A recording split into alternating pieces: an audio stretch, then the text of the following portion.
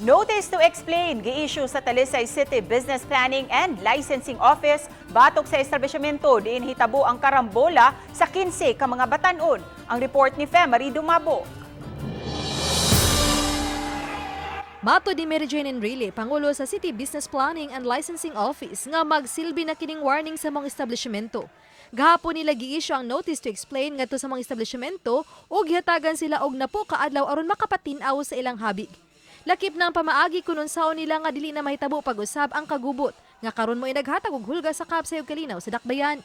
Gahapon i-conduct mi og inspection sa mga business dito sa Lawaan niya. Among gi-remind ang mga business establishment, especially katong namaligya og deserve pa jud og liquor nga magbutang na lang signages nga no serving of liquors, no selling and serving of liquors to minors. Action plan sa nila which includes na as basilay ka ng additional nga mga security guards or mga bouncer para unruly naman gud kaayo usahay kung makainom na ang mga batan-on. Makigtagbo sabang Talisay City Police sa tagduma sa mga imnanan ug sa susamang mga establishmento. Itong ipatawag ang tanang owners aning bars and restaurants in coordination sa City Licensing Office para maisgutan namo ug unsa ang ilahang mga precautionary measures nga dili na mausab to nga insidente.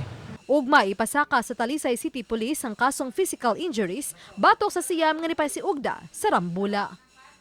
Uban ni Jun Sulon, ako si Femari Dumabok. Balitang Bisdak.